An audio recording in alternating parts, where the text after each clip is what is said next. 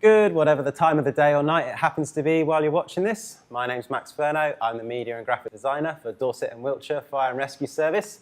As always, we've got Pete Cole, our media resources technician, working his magic behind the scenes. Hello, viewers. And we would like to welcome you to the podcast. This time we're in Poole Fire Station, and we'd like to thank John and his crews for having us. We're actually in the watch room, which is really kind of them because they've really put themselves out to let us film in here. But it does mean that if there is an incident, everything's going to go off and we might just have to stop filming. I'm sure there's going to be phones going off, so you might just have to bear with us for 30 seconds or so while we deal with that. Pete, what have we got coming up on the show today? Right, Max. So this is one of our big podcasts that we're releasing throughout the year. And this is going to cover everything from community engagement projects all through to incidents that we've attended and finishing up with an interview at the end of this podcast.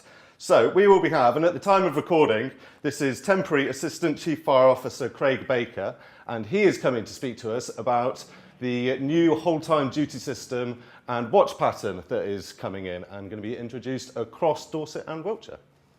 Great, and hopefully at the end we'll be having a look at some of your emails, so stick around for that.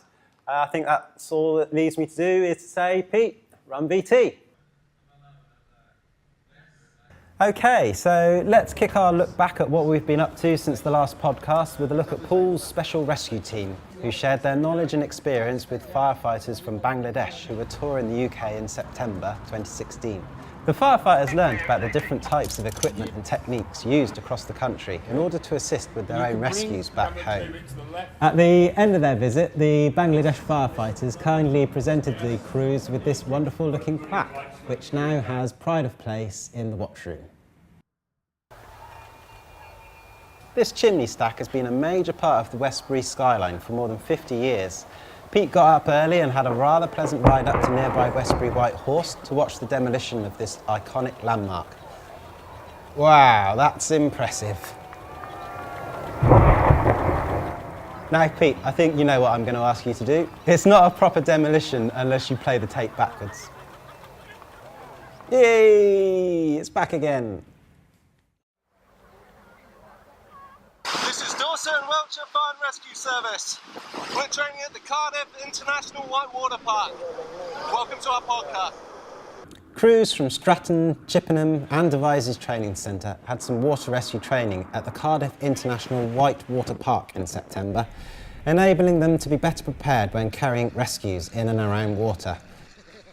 This was a great refresher course for our more qualified water rescue firefighters. Looks like Pete enjoyed himself too.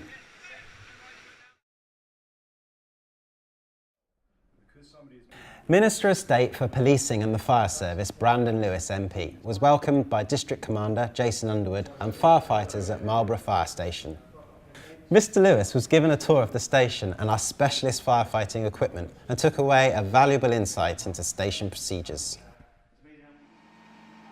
After the success of our first apprentice course, we've now taken on another 6 apprentices who are based right across the service, from Weymouth in the south all the way up to Swindon in the north.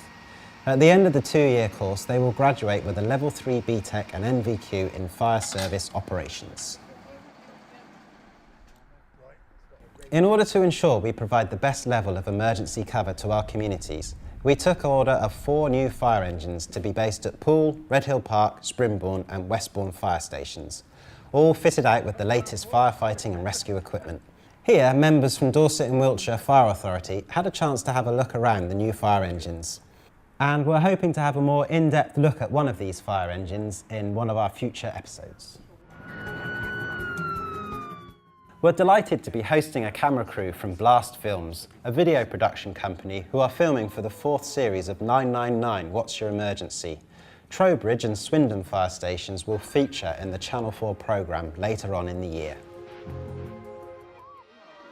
We were lucky enough to be having a team meeting in Poundbury on the same day that the Queen, Prince Philip, Charles and Camilla came to unveil the statue of the Queen Mother in Queen Mother Square, Poundbury. The crews from Dorchester Fire Station were put on standby, but fortunately they weren't required. But it gave Pete and me a chance to get some excellent shots.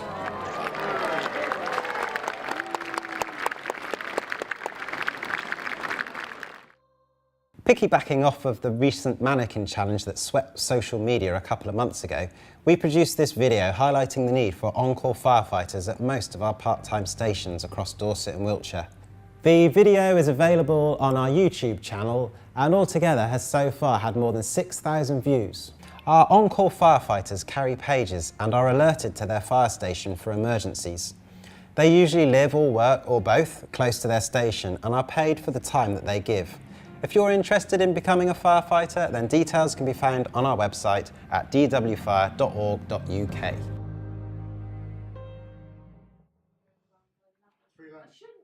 Chief Fire Officer Darren Gunter retired at the end of November. Well-wishers from across the service, past and present, paid tribute to a remarkable career which took him and his family from Wales to the Midlands, then Devon and Somerset, and finally Dorset and Wiltshire. We all wish him the very best in his well-earned retirement. Thank you for everything. Good luck in the future. Thank you. So, after the retirement of Darren, we were delighted with the appointment of Benjamin Ansell as our new Chief Fire Officer.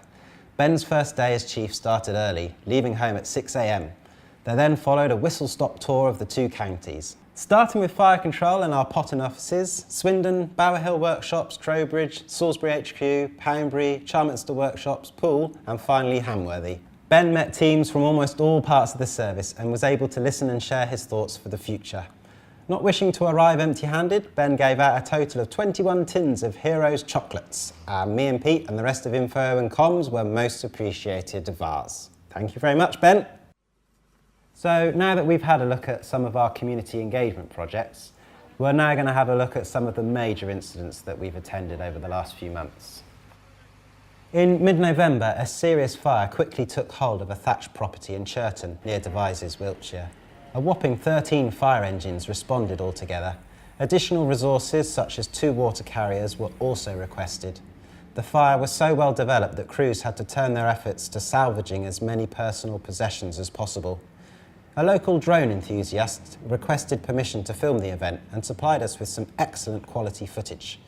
Following the incident, the owners popped into Devizes fire station and thanked the crews for all they had done for them. They said, in fact, that the crews had been so efficient that they managed to salvage nearly all of their valuable items, such as photographs, artwork and jewellery. They went on to show their gratitude by donating a massive £1,000 to the firefighters' charity. We're continuing to offer support to communities in the Manchester Road area of Swindon, following a fatal house fire in November where 2 people died in hospital following the blaze. A 17-month-old baby girl remains in hospital receiving treatment for her injuries. We've been visiting homes in the area to offer reassurance and fire safety advice to the local community, and we're continuing to liaise with Swindon Borough Council, community leaders and Wiltshire Police to ensure that the right support is being made available to local people at this difficult time. Road traffic collisions are all too frequently attended by fire crews. However, this incident at Bovington, Dorset in October still highlights the requirement to be prepared for the unexpected. The driver was knocked unconscious after losing control of this hill climbing machine. Thankfully, the experience of the crews meant the driver was rescued quickly and went on to make a full recovery. This Eurofox aircraft had to make an emergency landing in Wareham, Dorset, after a problem with the landing gear was detected in mid-flight. 3 crews were mobilised to the airfield as the pilot burnt off fuel to prepare for an emergency landing. Fire crews prepped CAF's foam branches, but thankfully the aircraft came to a stop without any injuries or fire involved. In early December, this dog was rescued from an island in West Dorset. Crews from Charmouth were first to arrive and quickly called in our technical rescue team to bring the dog back across the frozen ice, where he was reunited with his owners, who said that words can't express how grateful we are. These incidents are a good reminder of the diversity a modern fire service must face as it serves its communities. So that's some of the major incidents that we've attended over the last few months. Coming up next is our interview with Craig Baker. So my guest today is Assistant Chief Fire Officer Craig Baker. Craig's been working really hard behind the scenes at aligning our shift patterns for our whole-time firefighters. Craig, thank you so much for agreeing to come on the show and talk to us. Okay, my pleasure.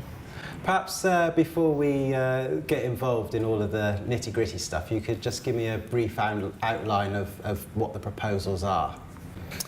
So as the services have combined, the two separate services had slight differences, and they included the patterns that the shifts follow, the start and end times, leave arrangements for staff, and overtime arrangements. And they're relatively small, relatively simple, but added all together makes a more complicated mix. But it's really important as we move forward for the new service that we align and harmonise those watch patterns, patterns of shifts, the start and end times of shifts, annual leave arrangements. So we are then working as one big group rather than the two former services. So these are lots of little things, but as a whole, it affects everything right across the board. It does, and it does affect everybody, and it affects other teams and departments. So, for example, it's really important to harmonise the watch patterns. So other teams and departments, such as the training centre or fire control, knew who was on duty at any one time. So what's the average person in the street? What difference are they going to actually see? Well, it won't make any difference to the person on the street. This is more of an internal move to allow that alignment across the service. And what are we talking about in terms of timescales? So that process has started already with a lot of cooperation from a lot of teams, and particularly the representative bodies. We've made a number of agreements in the autumn. We've been working hard since then to align the watch patterns. That's already happened. So Dorset staff have changed the pattern of their shifts to align with fire control and the ex-Wiltshire patterns of work. Annual leave arrangements for Dorset staff are starting to change. And then the full effect of what we've called the collective agreement, which is all of those smaller matters into one agreement, will take effect from the 1st of April. And what have you been doing sort of behind the scenes to ensure that the firefighters know what's been going on, and they're happy? So initially we undertook briefing sessions with Dorset staff because we had a short window of time between agreeing the changes and making some of those changes. So each watch and each staff group affected had briefing sessions in December. We'll be rolling out a number of other briefing sessions to other teams to make sure particularly those affected by those changes are clear on what we've done so far and what's going to be happening from the 1st of April onwards. And there's a range of changes there, and we're making some substantial financial savings as part of this agreement that again are affecting the Dorset stations, but they won't make any changes to how a member of the public see a fire engine being crewed.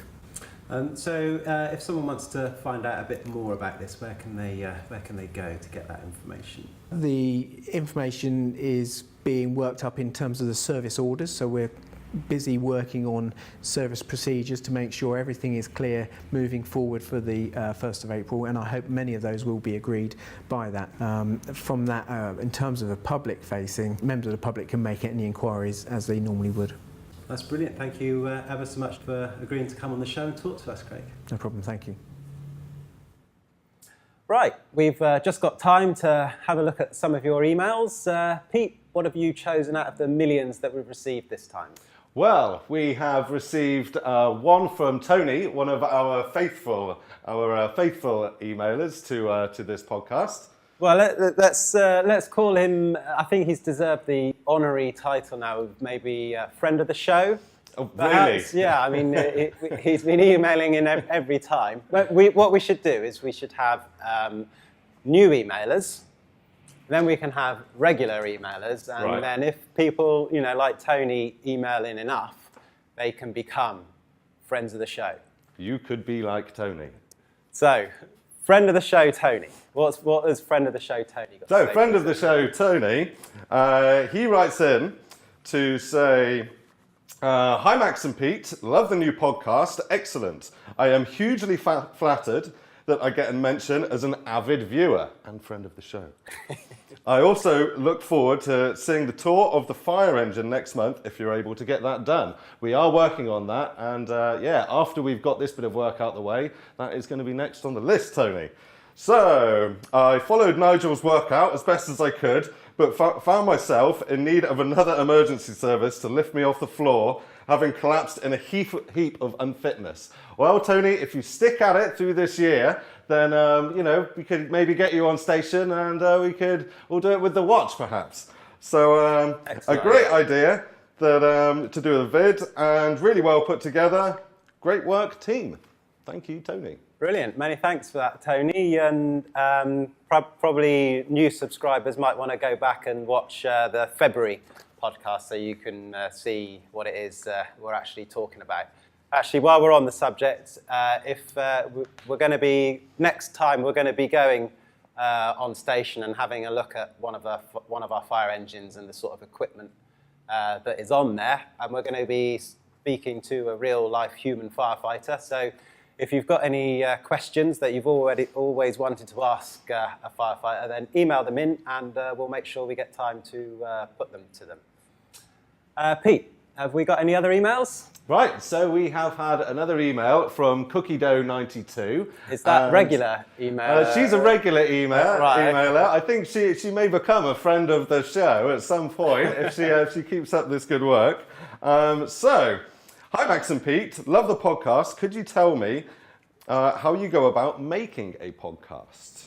Max? Very good question, CookieDough92. So what happens is that me and Pete will sit down and we'll have a look at all of the incidents that we've been to over the last few months. We'll have a look at some of the events and community things that we've been involved in, and we'll put all those together. We'll have a look, see what our other departments have been up to, and decide what might be of quite interest for you guys to learn about, and we'll choose someone and book them in to come in and have a chat to us. We'll find a location, we'll pile on down here, rock on up, and set up all of the lights and the microphones and everything. But before all of that, the show is quite heavily scripted. And to a certain extent. As you can see, and we'll turn on the cameras and we just forget all of that and just go with whatever we can remember, and what you get is what you see. So that's pretty much all we do. What would you say, Pete? Yeah, I'd say that's about accurate. So basically, Max does all the easy work, and then I do all the hard work of making it look good for you internet subscribers out there. Okay, I think that's all we've got time for. Thanks very much for watching. If you want to get in contact with me about the show, and you can spell my surname, you can email me at max.furno@dwfire.org.uk. Pete, how can people get in contact with you? And you can get hold of me at pete.cole@dwfire.org.uk. And we really encourage you to keep subscribing and send in questions to us. We read everything that comes in, and we're more than happy to share our expertise with the public out there. So please ask us any questions you like that are fire related, and we will come up with the best answer for you. We'll try our best, it won't take long. You can check us out on YouTube at c/DWFire. If you don't go to YouTube, you can subscribe to us in iTunes, just search for DWFire. And we're also hosted by Podcast Garden, so you can check us out there. I think that's everything. All that leaves me to do is to say thanks very much for watching. And until next time, I've still not got a catchphrase, but you know, I'm a graphic designer, not a presenter. Pete, fade to black. Oh, wait, Max out. I've got to say Max out. Pete out. No, you're not allowed to say Pete out. I get that as well. Then. No, fade to black, fade to black. Okay. Adios, viewers.